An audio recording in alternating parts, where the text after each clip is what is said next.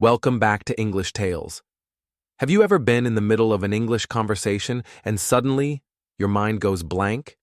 You know exactly what you want to say, but the words just won't come out. It's like your brain freezes at the worst possible moment. Frustrating, right? Well, trust me, you're not alone. This happens to so many English learners, and today we're diving deep into why it happens and, more importantly, how to fix it once and for all. Here's the thing. Most people think that mastering English is all about memorizing grammar rules or cramming endless vocabulary lists. But what if I told you the real secret to speaking confidently has nothing to do with those things? In fact, it's something so simple and natural that even babies do it without thinking. Sounds surprising, doesn't it? By the end of this episode, you'll understand exactly how to train your brain to think and respond in English effortlessly, just like a native speaker. But before we get into all that, here's a fun challenge for you. How many words do you think you need to master everyday English conversations? Is it 1,000, 2,000, or 3,000? Take a guess now, because we'll reveal the surprising answer later in this episode. It might just change the way you approach learning English forever. So, stick around as we uncover the biggest reasons why so many learners struggle to respond quickly in English and discover practical tips you can start using today to overcome this challenge. Let's dive in. All right, so now that we've talked about how babies learn languages naturally, let's dive into some common mistakes beginners make when learning English. And trust me, these are things you'll want to avoid if you're serious about mastering the language. One of the biggest mistakes?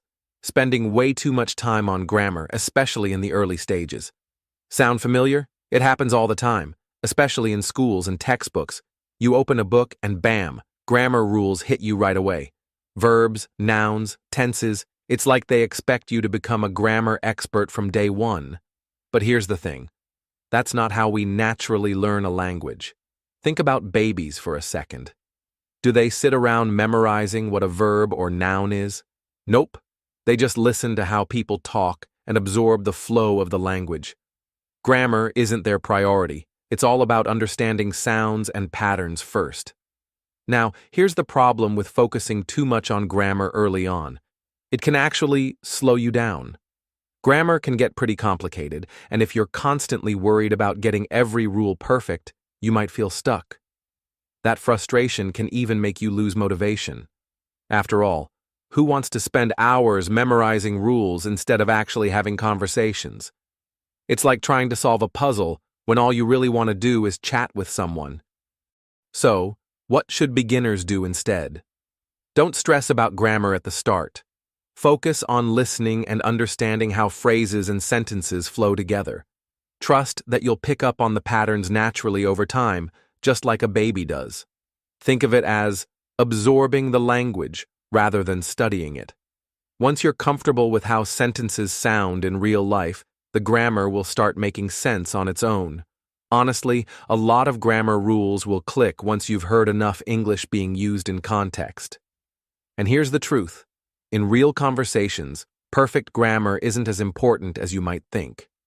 What matters most is being able to understand others and respond confidently. So, take a deep breath. Let grammar take a backseat for now and focus on communication. But wait, there's another big mistake beginners often make: skipping listening practice. Yep, this one's huge too. Babies spend months just listening before they even try to say a single word. They're constantly observing, picking up on sounds, rhythms, and how words fit into different situations. Unfortunately, many language classes don't emphasize listening enough. Instead, students jump straight into speaking and writing exercises without spending enough time absorbing the language through listening. And that's a missed opportunity, because listening is the foundation of language learning. Without it, you're building your skills on shaky ground. All right, so we've talked about how skipping listening practice can hold you back. But let's dig deeper into why listening is such a game changer when learning English. When you don't spend enough time listening, you miss out on some really important parts of language, things like pronunciation, intonation, and even body language if you're watching conversations. Think about it. Without hearing how native speakers talk, speaking to yourself can feel awkward. Why? Because you haven't developed that natural feel for how sentences flow. Listening gives you the rhythm and context you need to sound more confident and natural. For beginners, this is key. Make listening a daily habit. And here's the good news. It doesn't have to feel like serious study. You can listen to podcasts, watch shows, or even play English music in the background while you go about your day. The goal is simple. Let English surround you. The more you listen, the easier it becomes to understand new words and phrases. Over time, this will also help you start thinking in English instead of translating everything in your head. So, instead of diving straight into grammar books, spend that time listening. Treat it like you're immersing yourself in the language, just like a baby would. Speaking of babies, there's another secret to their language learning superpowers: repetition and imitation. Babies learn by hearing the same words and phrases over and over again.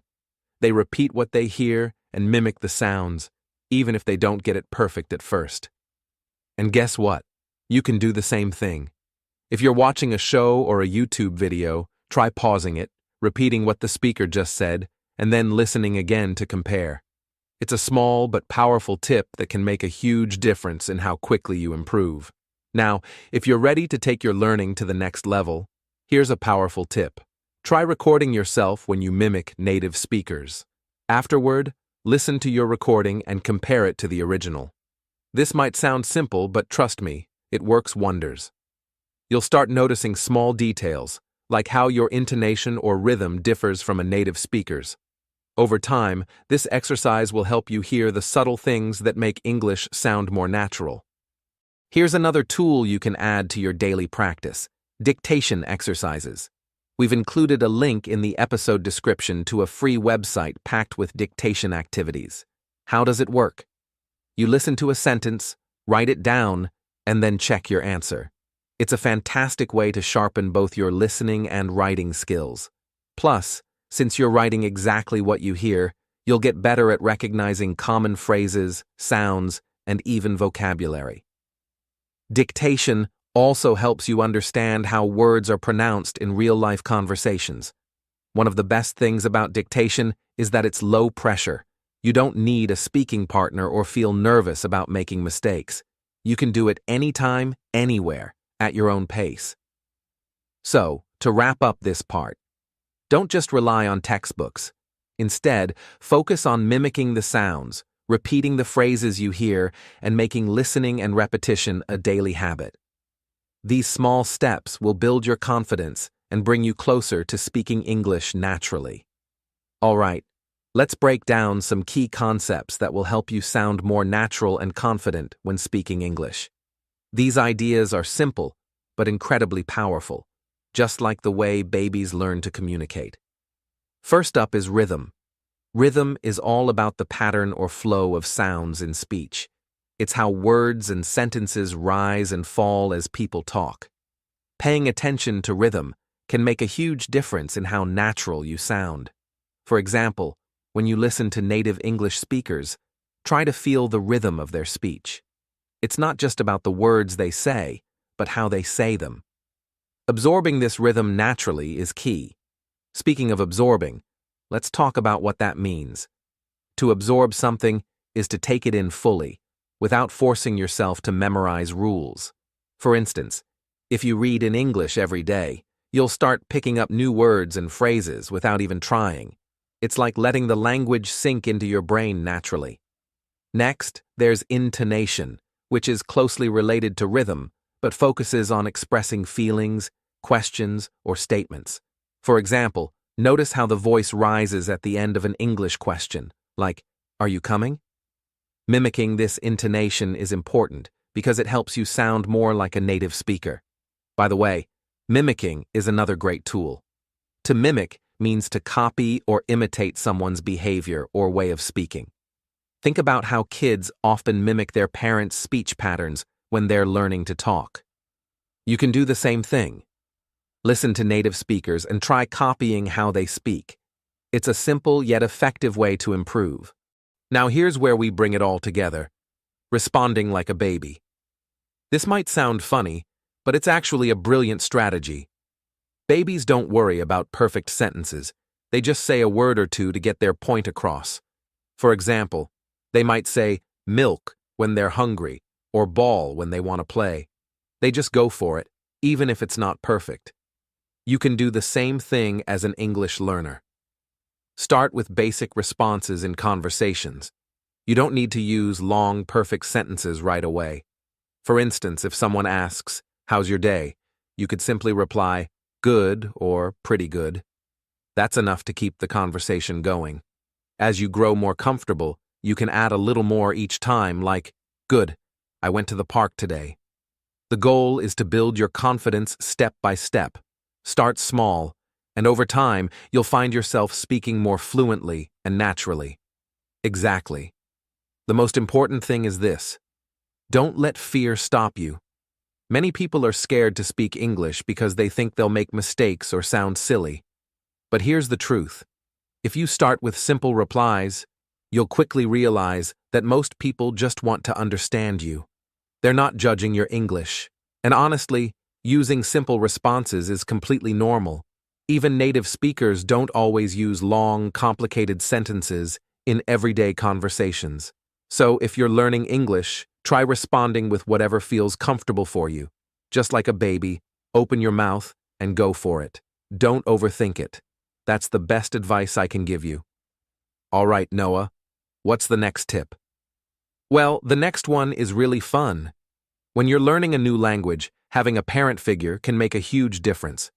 Babies have parents who talk to them, guide them, and gently correct their mistakes.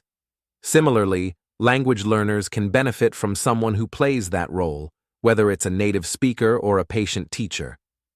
That's a great point. But how can someone find their own parent figure for learning English? Good question. There are a few ways. One easy option is to look for a language exchange partner, someone who speaks English and wants to learn your language. That way, you can teach each other. Or, if you prefer something more structured, you could find a tutor who's comfortable correcting you gently and speaking in a natural, simple way. Oh, that sounds helpful. And why is having a parent figure so effective? Well, think about it. When you have someone who's patient and speaks in a simple way, you don't feel as much pressure. They guide you, just like a parent would, and create a safe space where you can make mistakes without feeling judged. Plus, they can help you with pronunciation and give you tips in a way that's easy to understand. That's absolutely true. Having someone like this also means you get real-time feedback, which is priceless when you're learning a language. All right, so we've talked about finding a parent figure to guide you in learning English. But what if you're practicing on your own? That's where our next tip comes in. It's something anyone can do, anytime, anywhere. So, if you haven't checked it out yet, go take a look. It's a game changer. Now let's move on to our final tip for learning English like a baby. Narrate your day. Narrate your day? What does that mean? Great question. Babies are constantly hearing people describe what's happening around them. Things like, "We're putting on shoes," or "Look at the dog." They hear these phrases all day long, and it helps them understand language in context. Well, guess what? You can do the same thing. Start narrating your own actions in English, even if you're just talking to yourself. For example, if you're making coffee, you could say, "I'm making coffee."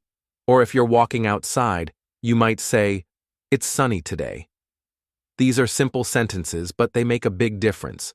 The beauty of this technique is that it helps you practice forming sentences and using everyday vocabulary without feeling like you're studying.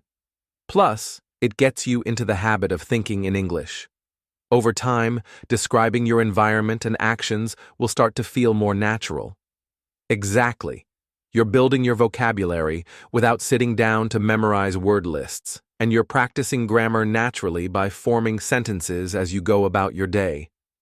Narrating your day is like sneaking in practice throughout your routine. It's effortless because you're already doing these things anyway.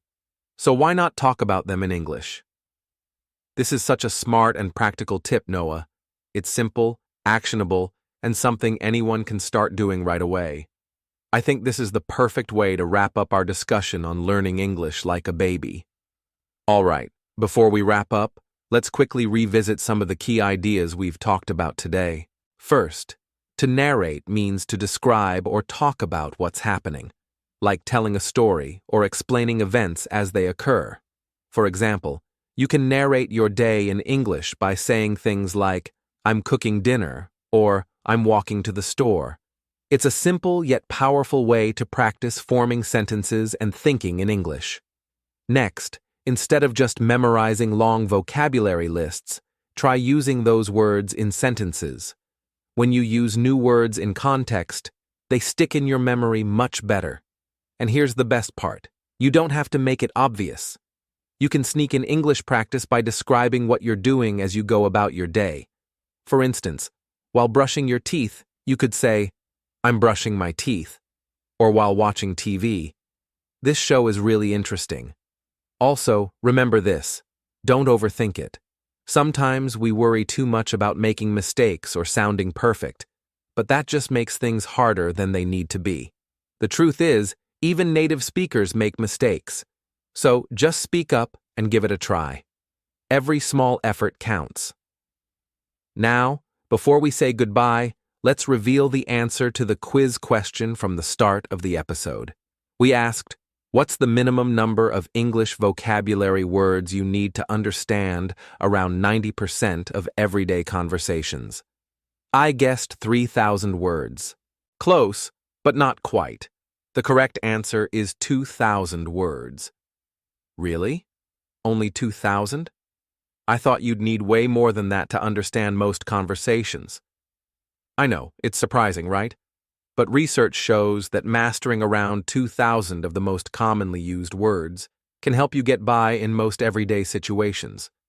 These are the words people use all the time, so focusing on them first is a great strategy. That's actually super encouraging. I guess it means you don't have to overwhelm yourself with every word in the dictionary. Exactly. Those 2,000 words can take you really far.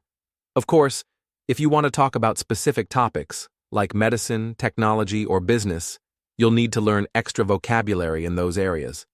But for day-to-day chats, 2,000 words are enough to connect with people and express yourself confidently. That's awesome. It really takes the pressure off, doesn't it? Yes, absolutely. Learning English doesn't have to feel overwhelming. Keep practicing, enjoy the process, and most importantly, learn like a baby. Surround yourself with the language, mimic what you hear, and don't be afraid to make mistakes. And hey, if you found this episode helpful, don't forget to subscribe to English Tales for more tips and tricks to boost your English skills. Your support means the world to us, and we're here to guide you every step of the way. Thank you so much for watching, and remember, we believe in you. Keep going, keep growing, and we'll see you in the next episode with even more exciting tips to help you on your English journey. Bye for now, everyone.